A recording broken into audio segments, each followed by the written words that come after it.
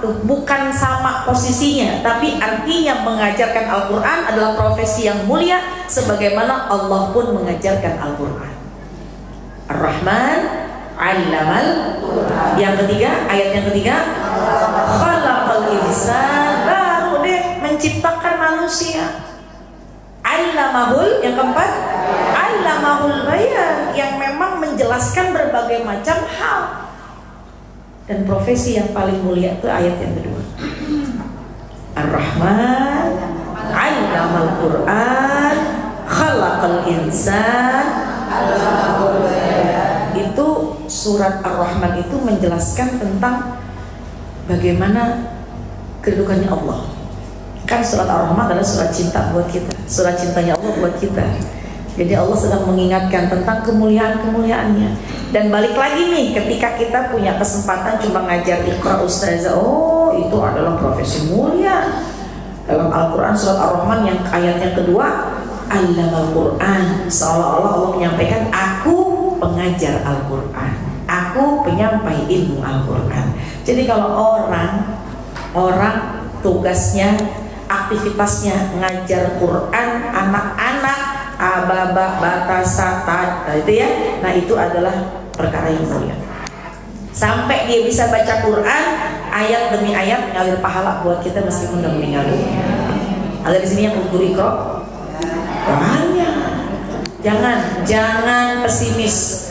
Tapi kenapa Ustazah guru Iqra, guru Quran kok kayaknya gajinya kecil?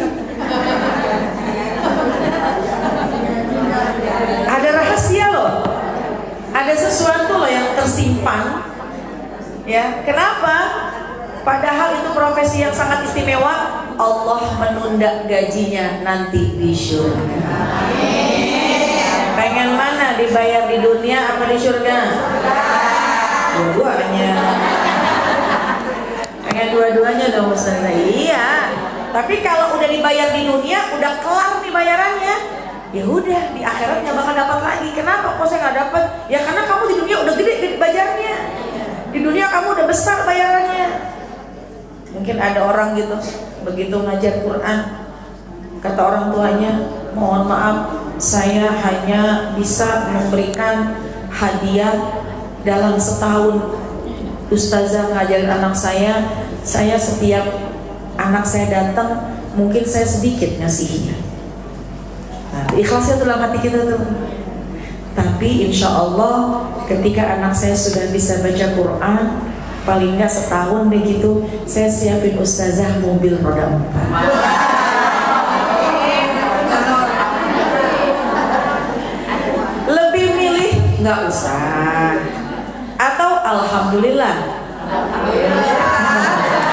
Ya alhamdulillah. Ya, tapi yang jarang yang begitu ya. Yang ngasih orang ngaji tuh ya, tapi alhamdulillah. Tapi kalau kita memahami tugas orang yang ngaji, Allamal Quran, dia ngajarin Quran, dikasih alhamdulillah, udah ntar dibalas sama Allah di surga.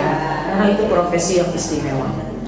Bu, ada imam besar di kota Irak kalau nggak salah ya. Saya lupa dari mana tuh imam besar. Itu imam besar di kota Baghdad Irak, seorang syekh yang sudah tinggi, profesor. Ya, ketika ditanya, Syekh, engkau kan sekarang sudah banyak pencapaian, sudah mengajar di mana-mana, sudah mengajar para mahasiswa dan mahasiswi, sudah mengajar para pelajar lah gitu ya.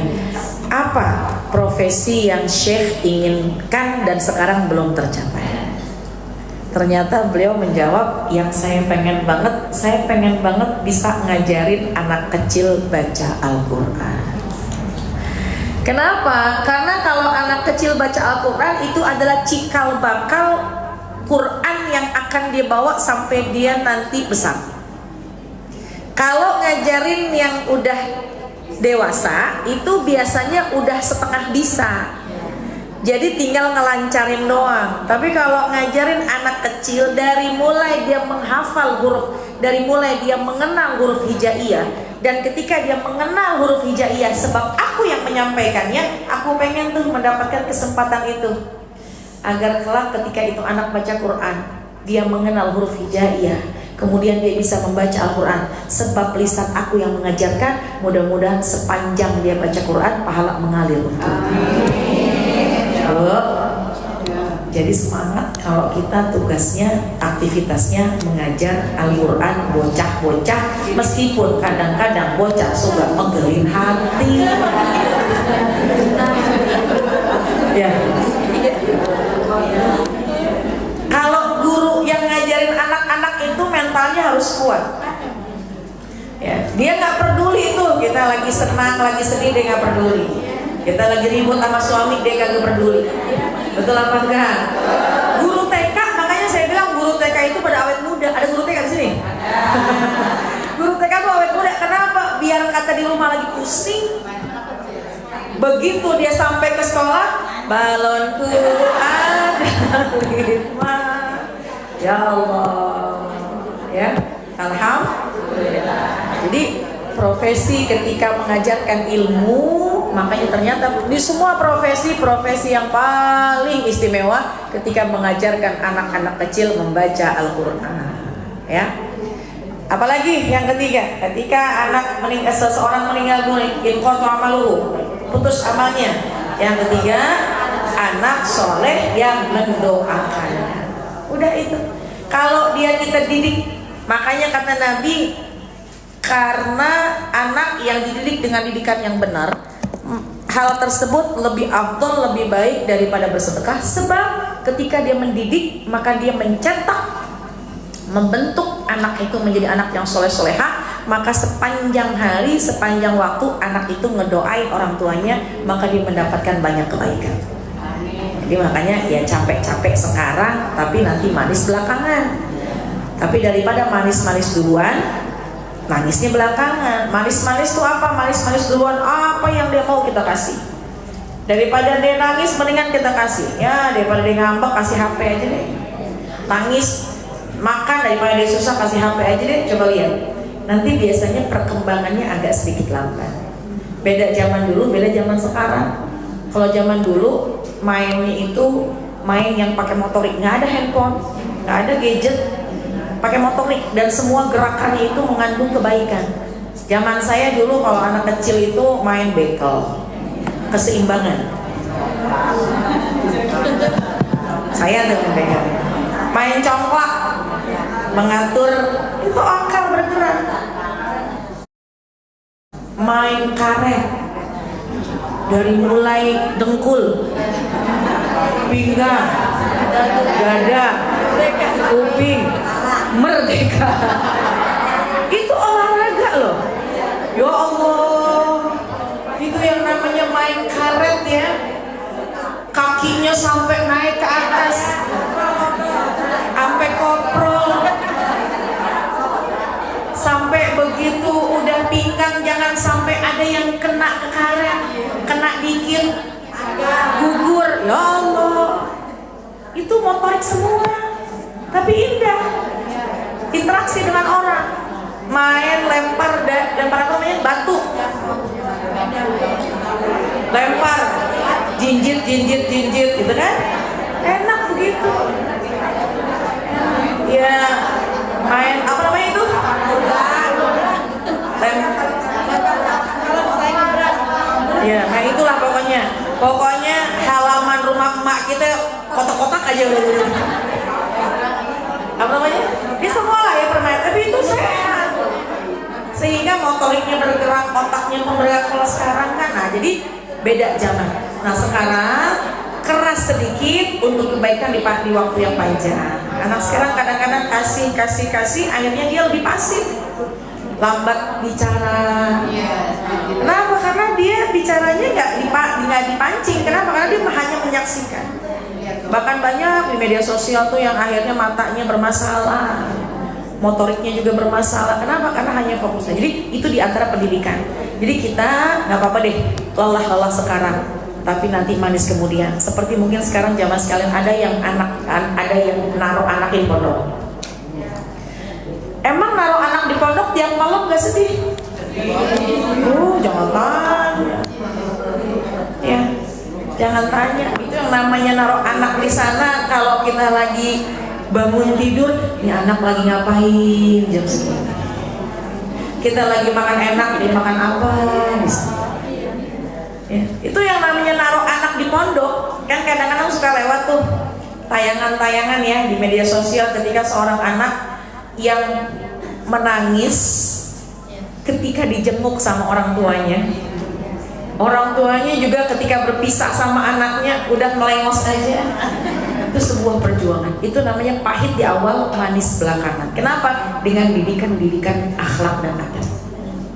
Kalaupun gak di pesantren, tapi kita berjuang menahan emosi, lelah sekarang, membiarkan anak-anak ini biar ngerti adab, maka insya Allah akan sukses nanti di kemudian hari. Jangan selalu cekokin dengan materi, akhirnya nanti materialistis. Tapi kita berikan pendidikan, adab dan akhlak. Nah, kelak nanti yang kita didik itu kelak menjadi anak yang soleh dan soleh. Ya, ketika kita lagi sakit, dia ngurusin. Ketika mungkin nanti kita meninggal dunia, dia baca yasin. Jangan begitu kita meninggal dunia dia bingung bagaimana baca yasin, akhirnya buka pasang handphonenya murotal, dipasang di kuping nanti. Ya Allah, auzubillah. Ya, jadi kenapa dibilang khairun lahu min ayyatasaddaqa bisa'in? Kenapa? Dengan mendidik adab, mendidik anak itu lebih afdol, lebih baik daripada bersedekah satu sok. Bahkan itu nilai sedekahnya setiap hari. Karena kelak lelahnya sekarang dengan kita mendidik anak adab akhlak yang baik, nanti di kemudian hari setiap hari kebaikan akan mengalir kepada kita. Amin. Baik ketika kita masih hidup maupun sudah meninggal. Ya. Jadi berapa banyak tuh jamaah sekalian ketika ada orang tua yang meninggal dunia sebab tidak dibekali ilmu agama, akhirnya urusan harta jadi ribut, saudara jadi pecah, saudara enggak akur. Kenapa? Karena kurang pemahaman tentang bekal ilmu. Waliyamshal ladina law taraku min khalfihim zurriyatan di'afa khaufu alaihim. Takutlah kepada Allah orang tua yang meninggalkan anak di kemudian hari dalam keadaan yang lemah. Lemah apa? Lemah dunia sama lemah ilmu agama. Dunia juga harus kita pikirin. Ternyata pertama tempatkan dia di tempat yang sekolah formal. Itu kan diantara persiapan dia untuk bekal dunia. Ya, kemudian kalau memang punya harta, orang tua nih siapkan bekal nanti, jangan sampai semua harta kita diwakafin semuanya sehingga anak nanti kesusahan, anak nggak punya tempat tinggal, itu pun juga nggak boleh. Jadi yang dimaksud wal yakshal ladzina law taraku min khalfihim dzurriyyatan di'afa, yang dimaksud takutlah kepada Allah orang tua yang meninggalkan anak di kemudian hari dalam keadaan lemah dunia. Yang pertama adalah siapin bekal kehidupan dunianya, modal kerja, rumah, nggak usah misalnya mewah, tapi dia sudah punya modal untuk hidup. Anak laki-laki bekali 2 bagian dibanding perempuan. Kalau perempuan kita doa mudah-mudahan jodohnya bagus. Tapi kalaupun memang bagaimanapun harus ada bekal. Dengan bekal apa? Dia paham, dia bisa apa namanya? Dia punya modal buat hidup lah. Jadi nggak kosong-kosong banget gitu. Makanya di antara anjuran para ulama, kalau orang tua masih ada, sebaiknya orang tua pikirin ketika nanti meninggal dunia, kasih hadiah-hadiah buat anak-anaknya. Namanya hibah.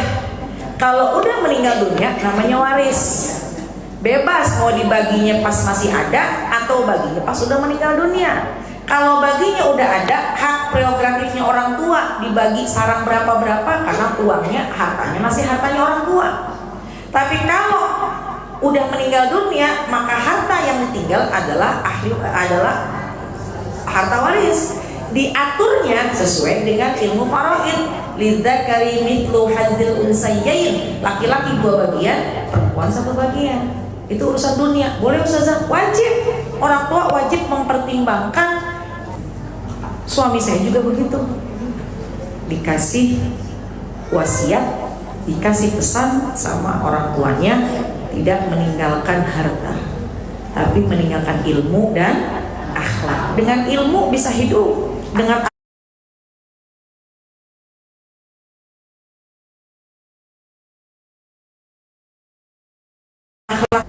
Tapi juga bukan berarti nggak ninggalin sama sekali. Ada yang difikirkan dari orang tua, oh supaya kamu nggak kepanasan di sini rumah, supaya kamu nanti nggak kosong banget di modal usaha. Tapi bukan itu nomor satu. Yang nomor satu adalah ilmu dan akhlak. Adapun urusan dunia itu hanya bagian kecil, tapi harus difikirkan. Ya, jadi orang tua nggak boleh egois. Pokoknya orang tua nggak boleh egois. Pokoknya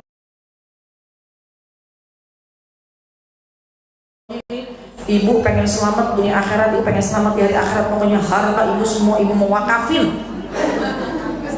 Boleh wakaf, tapi ingat, dari semua harta kita maka seperti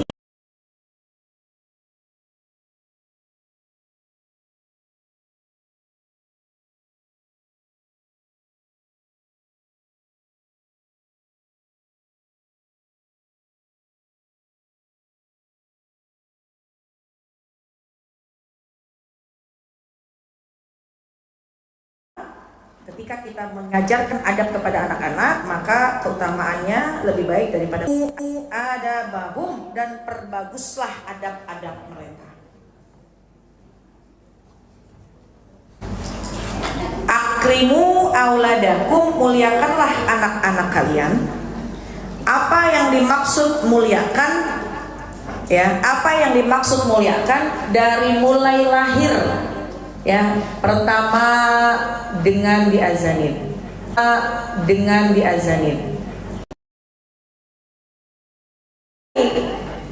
Pertama diazanin. Yang kedua diberi nama. Namanya ini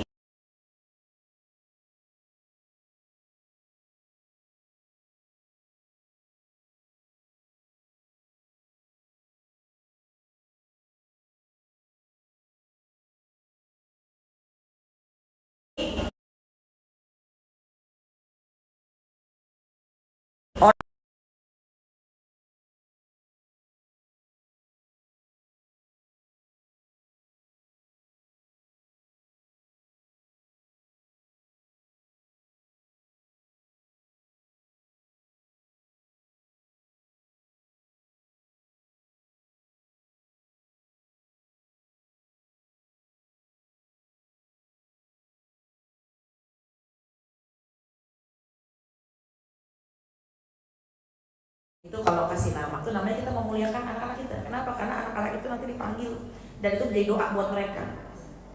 Nama itu doa buat kita. Ya. Kalau zaman dulu mah anak-anak gampang ya, ada orang dulu Fatimah, Aisyah, Maimunah, Maisarah. Sudah pakai unsur tabarrukan bagus sehingga menjadi doa buat anak-anaknya.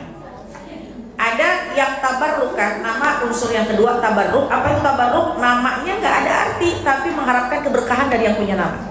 Misalnya namanya Aisyah atau Asyah, itu dua perempuan istimewa. Khadijah, tabarrukan, namanya seperti nama Sayyidah Khadijah bintu Khuwailid. Namanya Maryam, pengen mulianya seperti Sayyidah Maryam. Boleh kalau perempuan. Kalau laki-laki pengen anaknya berbakti, oh namanya Uwais Al-Qarni. Nggak ada artinya, tapi tabarukan, ngarep keberkahan supaya nih anak nanti jadi anak yang berbakti. Uwais Al-Qarni. Pokoknya tafaul artinya bagus, tabarruk nggak ada arti tapi mengandung keberkahan. Makanya disunahkan kalau laki-laki, kata Nabi, selipkan nama pada anak laki-lakimu Ahmad atau Muhammad atau Abdul, tapi disambung lagi ya, bukan artinya ini tabarukan. Kalau perempuan itu dianjurkan diawali dengan Siti Rahmah, Siti Maimunah, Siti Zubaidah, Siti dan Siti. Itu kan Siti kata ulama kepanjangan dari Sayyidati. Ya, Sayyidati kesayanganku gitu. Kalau Sayyidi muzakkar laki-laki. Ya. Jadi yang perempuan itu dianjurkan menggunakan nama Siti. Tapi anak sekarang mau Bu ditempel nama Siti awalnya. Kalaupun ada nggak bakal dipakai itu. Ya Allah, padahal itu sunnah. Kita tabarrukan, ngarep keberkahan. Ya. Nah kemudian apalagi akrimu auladakum, muliakanlah anak-anak kalian, kemuliakanlah anak-anak kalian, kemudian diakekahkan. Ya, diakekah, sudah diberi nama, kemudian diakekah. Kemudian dikhitan bagi laki-laki, sunnah bagi perempuan. Meskipun ada anjuran kalau bisa perempuan tetap dikhitan, tapi wajib bagi kaum laki-laki. Kapan dikhitannya? 7 hari atau silahkan bebas waktunya 7 hari atau 14 atau sampai dengan dia balik. Ketika udah balik harus disunat. Kenapa? Karena sudah jatuh hukum buat dia. Ya. Nah, kemudian apalagi ketika sudah diberikan kemuliaan, yaitu diakekahkan. Kemudian diberi ASI, diberi air susu itu. Ya. Kemudian apa yang dilakukan? Tentu mendidik, berikan pendidikan, pakaian. Kalau anak perempuan, di antara cara orang tua memuliakannya, beliin baju yang sopan.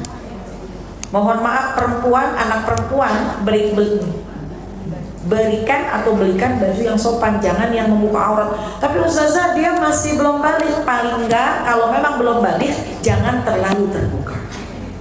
Itu cara memuliakannya. Ketika sudah balik tentu jangan biarkan anak kita ini terbuka auratnya. Kalau anak laki-laki maka tentu juga kita berikan pakaian yang semestinya, yang memang pakaian laki-laki.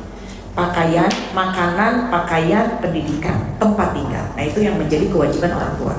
Ya, sandang, pangan, papan. Itu muliakan anak, artinya jangan biarkan anak begitu aja. Jadi jamaah sekalian, bukan berarti anak durhaka. Tunggu, orang tua juga ada orang tua yang zalim. Kenapa tidak menunaikan haknya anak? Dari mulai memberi nama, atau kalau misalnya itu udahlah, tapi paling nggak ketika dia besar tidak menempatkan pada pendidikan yang baik, tidak memberikan kasih sayang yang baik, ya.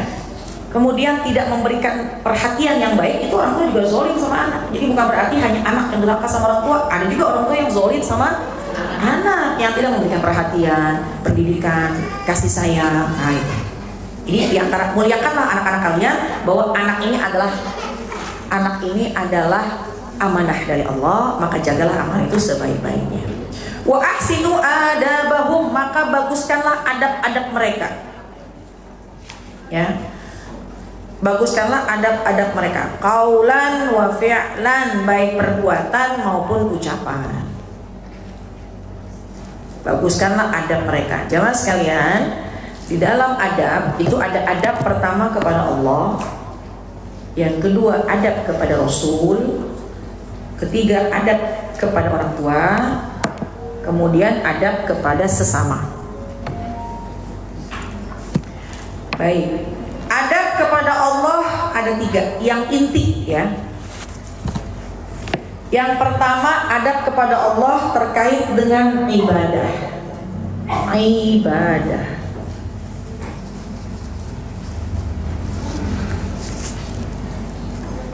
Ibadah, sholat. Nah itu wajib tuh. Ku anfusakum wa ahlikum nar. Ya, dari mulai 7 tahun ajarin, 10 tahun pukul kalau enggak mau sholat dengan pukulan yang tidak berbekas, hanya sekedar mendidik terkait urusan sholat. Kenapa? Sholat ini hal-hal yang sangat-sangat urgent. Awalu ma yuhasabu bil abdu yaumil qiyamah as-shalah. Perkara pertama yang nanti dia tanya di hari kiamat perkara sholat. Sholat itu tiang agama. Perkara yang dilakukan dalam keadaan apapun tidak boleh tinggal adalah perkara sholat. Lagi bisa berdiri, kerjakan berdiri. Nggak bisa berdiri, duduk. Nggak bisa duduk, baring. Baring nggak bisa dengan gerakan. Kalau punya hutang puasa lama, bayar. Karena sholat ini jangan ditinggal. Ya, jadi sholat. Susah banget ustazah, anak saya disuruh sholat. Makanya kita doa sama Allah, Rabbi ja'alni muqimas sholat wa min zurriyati Rabbana wa taqabbal du'a. Rabbi ja'alni muqimas sholat, ya Allah jadikanlah aku ini mudah dalam mengerjakan sholat. mudah dalam mendirikan sholat. Rabbi ja'alni muqimas sholat wa min zurriyati, ya Allah anak-anakku juga biar gampang ngerjain sholatnya. Wa min zurriyati rabbana wa taqabbal du'a, ya Allah kabulkanlah hajat-hajatku. Doa itu kalau emang misalnya nih nemuin anak yang lagi susah sholat, itu khusus itu kita doa. Kapan doanya? Boleh doanya di sujud terakhir ketika sholat fardu, boleh baca di sujud terakhir ketika sholat hajat. Silakan sujud di sujud terakhir sholat sunnah, baca itu. Insya Allah Allah gerakan hatinya untuk gampang mengerjakan sholat. Yang kedua, adab kepada Allah untuk anak kita ajarkan mereka syukur, bersyukur. Apa yang ada disyukurin. Apa diantaranya? Kalau kita dikasih nikmat syukur, maka Allah akan balas dengan balasan yang banyak. Ya, artinya syukur itu kita ajarkan kepada anak, sedikit-sedikit kita bilang, ayo alhamdulillah, terima kasih, alhamdulillah, alhamdulillah, itu adalah ucapan syukur kita kepada Allah. Yang ketiga, ajarkan kepada anak-anak kita tentang bahayanya berbuat kemaksiatan agar dia takut dosa. Ya. Sampaikan dengan bahasa yang mudah dipahami aja, sesuai dengan umurnya. Kalau anak masih umur balita, itu kan dengan bahasa-bahasa yang mudah. Beda sama anak-anak SMA. Itu diantara adab kita sebagai orang tua, didiklah, ajarkan anak sesuai dengan usianya. Jangan dengan bahasa yang mudah. Anak usia baru 3 tahun ditakut-takutin sama neraka. Kayaknya kurang mempan tuh. Ya. Di masa-masa usia 5 tahun, 6 tahun tuh otak dia udah merekam. Jangan ditakut-takutin, tapi buat dia cinta dengan ibadah. Bukan ditakut-takutin. Kayak misalnya, ayo jangan nakal, ntar ditangkap polisi. Ada nggak yang suka bilang gitu? Ayo makan, ntar polisi datang nih, polisi datang. Itu tanpa disadari menciptakan suatu pemahaman di otak dia, polisi itu jahat, menyeramkan. Ya. Ayo, kalau nakal dimasukin ke pesantren. Ada yang begitu. Akhirnya pesantren itu sebuah tempat yang menakutkan gitu. Sampaikanlah apa adanya. Sampaikanlah apa adanya. Ya, dengan bahasa yang mudah dipahami, dengan bahasa, makanya jamaah sekalian sekarang tuh lagi banyak kajian-kajian parenting. Kalau bisa datangin. Kenapa? Karena untuk meningkatkan, mengupgrade kualitas kita ngadepin anak zaman sekarang khusus beda. Ya, baik. Nah, itu adab kepada Allah yang kita ajarkan kepada anak-anak kita: sholat, syukur, dan takut dengan kemaksiatan. Yang kedua, adab kepada Rasul. Yang pertama yaitu senang kepada baginda Rasul, senang dengan menghidupkan sunnah, senang hidupin sunnah. Terkait dengan diri sendiri, contoh, nah kalau mau makan tangan kanan, nah kalau mau minum tangan kanan. Biasain tuh yang begitu-begitu. Kalau mau makan jangan lupa baca bismillah. Kalau masuk ke kamar mandi, kaki yang kiri. Tapi tolong orang tua ketika mengajarkan itu, orang tuanya konsisten.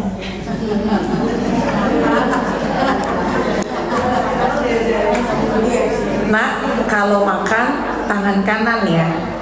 Allah nggak suka kalau ada orang yang makan pakai tangan kiri. Iya Bu. Begitu besoknya kita makan ya pakai tangan kiri. Itu nggak konsisten namanya. Kita harus duet sama suami untuk menciptakan sunnah dalam keluarga kita. Ya, perkara-perkara yang ringan. Doa-doa tuh yang mungkin bisa kita sampaikan. Misalkan kalau doa ngaca tempel di sini. Ya, kemudian doa mau masuk rumah tempel di sini. Orang tuanya tuh rada-rada rajin dikit gitu, misalnya nulis atau print, tempel. Itu tuh menghidupkan sunnah Nabi dalam keluarga kita. Yang ringan-ringan aja, perkara-perkara yang dia pahami, yang dia bisa jalankan. Nanti dia akan terbiasa dengan itu. Ya. Kemudian yang kedua, adab akhlak sunnah Nabi terkait dengan adab akhlak kepada orang lain.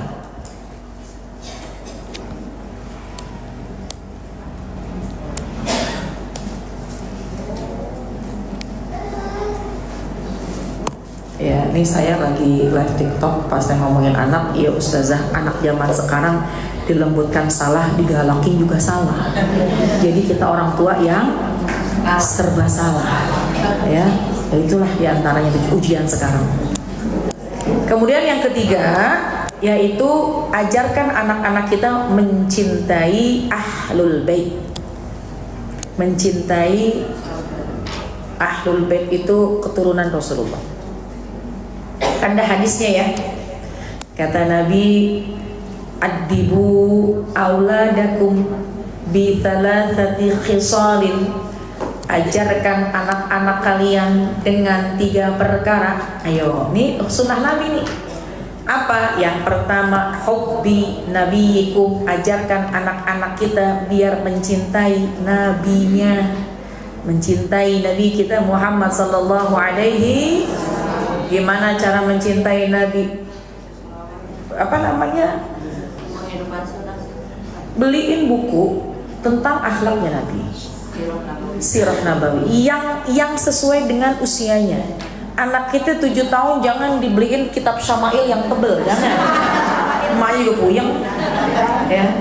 Banyak aplikasi-aplikasi di media sosial, di handphone, di gadget. Kalau mau menggunakan gadget tentang kisah-kisah para nabi, kisah-kisah sejarah para nabi, baginda Rasul, nabi kita, utusan kita, buat kita. Kemudian juga para nabi yang lain, Nabi Yusuf, Nabi Adam, Nabi Yunus, Nabi Nuh. Itu semua biar mereka mencintai. Makanya banyak yang sangat dianjurkan mereka biar mencintai dan mengenal nabi-nabi terdahulu, juga Nabi kita Muhammad SAW dengan apa? Dengan sejarah. Beliin buku-buku yang gampang yang mereka suka. Ya, nah itu mungkin diantaranya. Kemudian hubbi ahli baiti. Ajarkan kepada anak-anak kita mencintai keluarganya Rasulullah, para syarifah, para syaraif, para habaib.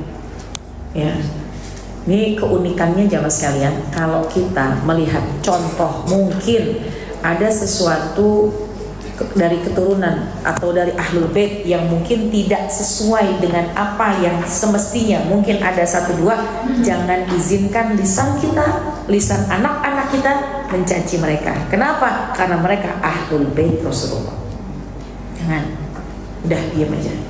Mungkin ada sesuatu yang kurang pas, mungkin ya ada sesuatu yang kurang elok dipandang, ada yang kurang pas dilihat. Udah, karena kita mencintai Rasul, maka kewajiban kita mencintai ahlul baitnya, mencintai keturunan-keturunannya. Ya, baik.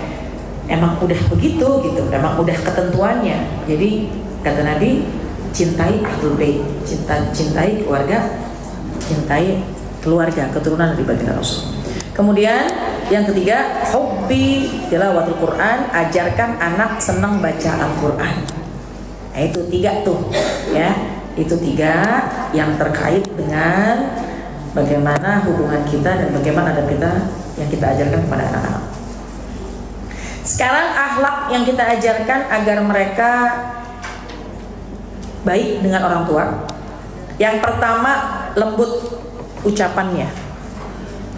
Ajarkan anak-anak kita lembut dalam berbicara. Lembut ini, ucapannya baik, lembut, sopan, santun, itu bukan sekedar teori ya mas kalian. Anak itu mudah meniru kita. Jadi kalau ibu pengen anaknya lembut dalam bicara, tolong ibu sama suami juga lembut bicaranya. Ini kadang-kadang pengen punya anak lembut bicara, santun bicara. Nah, kamu kalau bicara itu harus lembut, santun sama yang tua, sopan, jangan bicara kasar, jangan meninggikan suara sama orang tua kamu. Ngerti nak? Ngerti bu, kerjakan ya. Iya bu, insya Allah. Begitu suami kita pulang, dari mana aja sih bang? Tuh anak bingung. Yang tadinya teori ya semacam itu, tapi prakteknya beda lagi, maka biasanya yang melekat itu adalah yang praktek. Makanya jamaah sekalian, di antara ilmu parenting, kita kalau mau ada selisih paham, kita kalau mau ribut sama suami, jangan di hadapan anak-anak kita. Yang namanya rumah tangga pasti apa? Yang namanya sama suami pasti. Ya Ustazah, sebulan nggak ribut tuh nggak enak rasanya. Ada, bukan ribut lah, arti selisih paham. Ya, itu pasti itu selisih paham. Cuma tolong komit dengan pasangan, kalau mau ribut jangan di hadapan anak. Kenapa? Karena pasti anak akan mencontoh bagaimana ucapan, sikap dan perbuatan yang kita lakukan kepada pasangan kita. Ya, itu aja. Kalau zaman dulu apalagi tuh ya, zaman dulu lah, orang-orang yang terdahulu yang mohon maaf yang mungkin agak-agak di pedalaman gitu, tuh kalau ngomong tuh kadang-kadang sama suaminya kasar, dianya pun sama anaknya pun kasar. Saya kadang-kadang suka gemes kalau ada orang tua yang ngomong keras sama anaknya, apalagi sampai ngejewer anaknya. Ya Allah, ya anak sampai, ya itu jangan ya, karena biar bagaimanapun anak tuh punya mental yang harus kita jaga.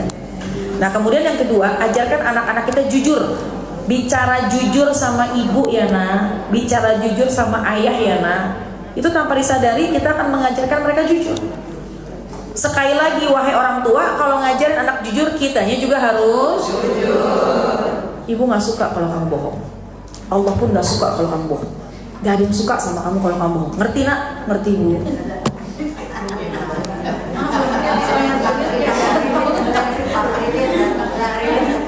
Iya. Tiba-tiba ada paket bunyi, tet. Kita ambil duluan paketnya.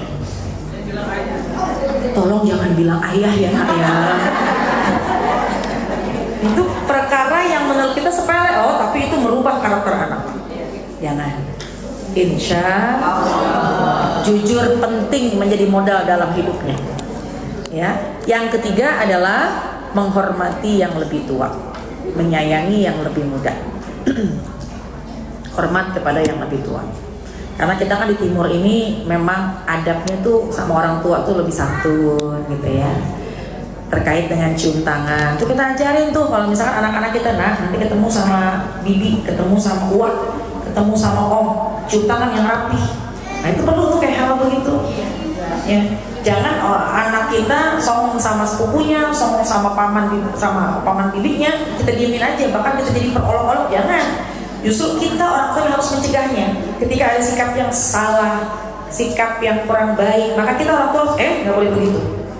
Ya, jadi nanti cium tangan ya nak ya, cium tangannya jangan di sini, di sini. Anak sekarang cium tangannya coba lihat di mana? Di sini. Orang dulu tuh kalau cium tuh harus di hidung, namanya cium tangan. Cium tangan, iya sih cium tangan, tapi kadang-kadang mencium tangannya sendiri. Begitu cium tangan kan begini ya, kita pegang, kan kita cium tangan orang tua kita. Kita pegang, kita cium tangan siapa yang mau kita cium, kan namanya cium tangan. Ini kadang-kadang anak-anak sekarang begitu ditarik, dicium tangannya sendiri. Ngapain cium tangan? Itu perkara-perkara yang begitu tuh kita sampaikan. Ya, kita di lingkungan kampung kita, lingkungan sekarang tuh masih mendahulukan terkait dengan budaya timur. Nah itu kita harus hidupkan kembali ya. Nah kemudian terkait dengan adab kepada sesama, yang pertama adalah senang tolong menolong. Senang tolong menolong, mulai dari kita juga semuanya ya. Tolong menolong, suka bantu orang. Yang kedua, hindari sifat sombong. Hindari sifat sombong. Jangan ajarkan anak-anak kita kesombongan. Nanti akan berdampak tuh. Yang ketiga, ajarkan anak-anak kita saling maaf memaafkan.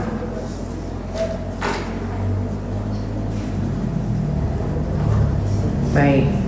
Nah, ala kulli hal, semua itu sangat mudah kita sampaikan kepada anak kita kalau satu caranya kita pun menjalankan dan mengamalkannya. Adab kepada Allah, ibadah kita bagus, kita jadi orang bersyukur, kita menjauhkan dosa. Ketika kita misalnya adab kepada Rasul, ajarkan kepada anak-anak kita pun, kita senang dengan maulid, senang dengan keturunannya Nabi, senang dengan Ahlul Bait, senang menghidupkan sunnah, perkara-perkara sunnah kita jalankan. Terkait dengan orang tua, kita pun juga sama orang tua kita, supaya nih anak contoh, hormat sama orang tua, santun sama orang tua, kalimatnya jujur, lembut. Kalau kita bakti sama orang tua kita, anak akan mencontoh kita.